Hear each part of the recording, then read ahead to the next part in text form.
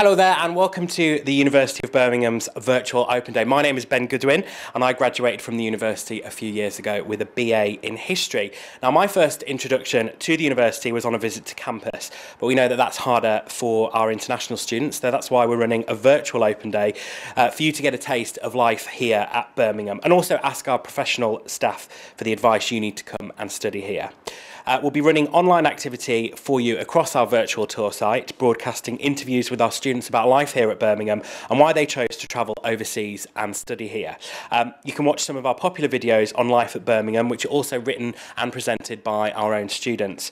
There are also live Q&As taking place where you can quiz a current student on what it's like to study here, or you can ask for advice from our recruitment team on anything from visas to entry requirements. Now, we're currently at the top of the Muirhead Tower, which is home to many of the College of Social Sciences departments, but also the Cadbury Research Library, and there's also a Starbucks. So if you want your coffee, you can get that here.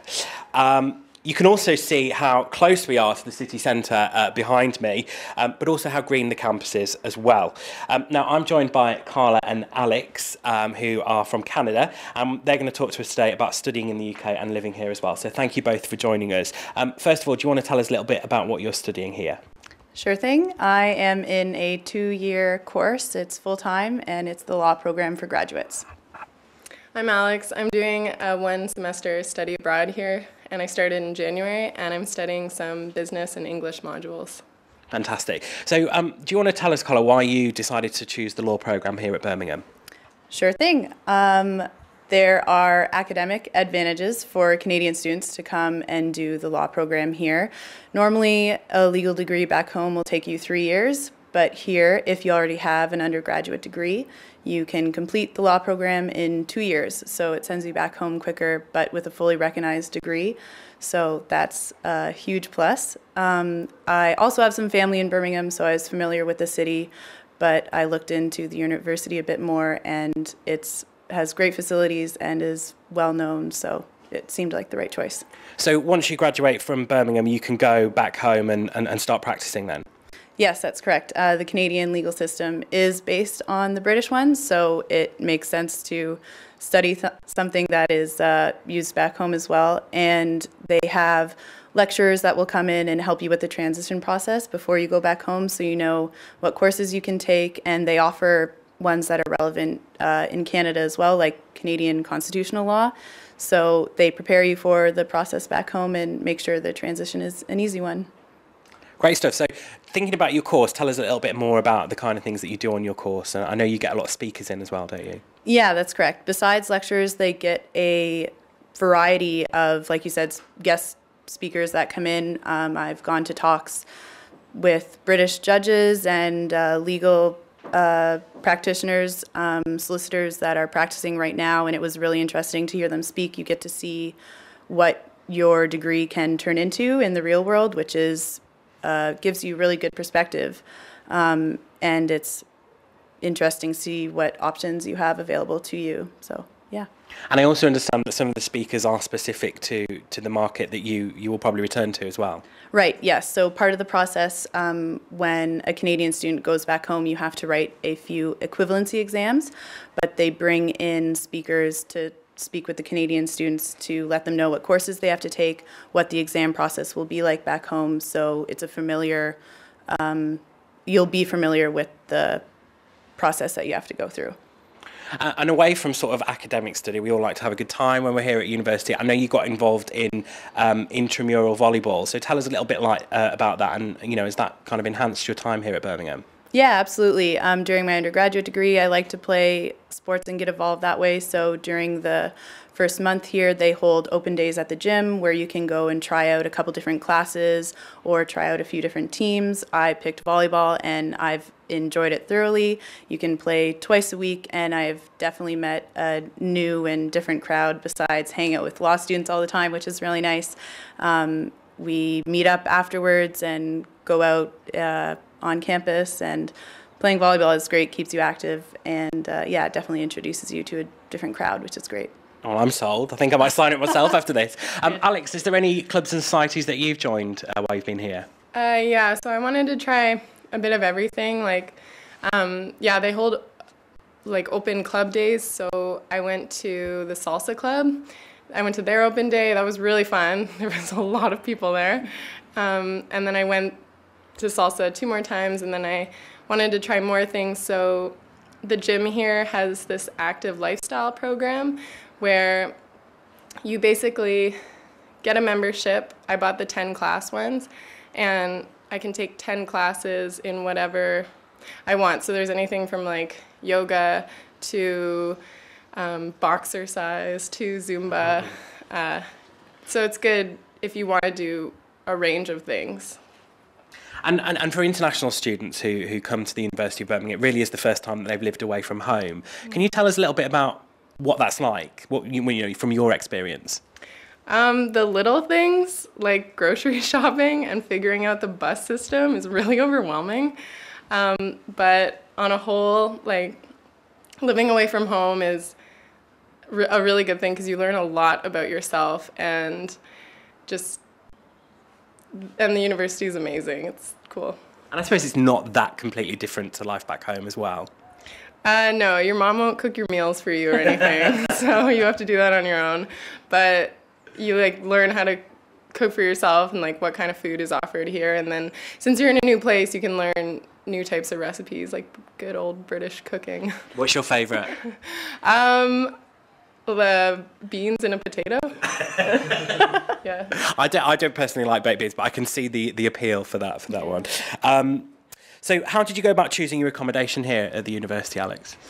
Well, at first I called accommodation services, and they kind of give you a general outlook at the accommodations, but I kind of wanted to know, okay, give me the deal on like what's the loud accommodation, what is the quiet one, where's the international students, what's maybe like a more mature accommodation, and you don't really get straight answers from accommodation services in terms of that. So what you can do, a little trick, is if you call places like IT services after hours, they have students working there, and most of the times those students have actually lived in the accommodation, so you ask them where they stayed and what it was like, and then you get a better perspective on what the deal is with the different accommodations. And you're on the Vale, is that right? Yeah. So how are you finding that? I live in Shackleton on the Vale, and it's really great if you're on the meal plan because the cafeteria is in your building as well as the laundry service. Just if you want a quieter room, ask for a room that's not facing the courtyard. But if you can sleep through a lot, then it doesn't really matter. I'd be all right. I slept through an earthquake, so okay. I'd be fine there. Carla, you went about it a slightly different way. You looked for your accommodation when you arrived here. So tell us a little bit about your experience, because it's slightly different. Okay. I waited until I got here, but I didn't feel pressured at all. There's a big student housing market around the university, so I just went about online looking at different property rental companies, and it was actually very convenient. The university has one of the services on campus in the student center, so I went through them to help me find a place, and I did within 2 weeks, I believe. It was really quick and painless. And are you living with other people? Or? Yep, I have one roommate, another mature student, so I found the questionnaire that I filled out, it fit exactly what I was looking for, and yeah, no problem. Perfect. And thinking a little bit further afield now, how are you getting on? I know you said you've got family in the area, but how are you finding living in Birmingham as a city? Birmingham as a city as a student, I would say it's a really good fit.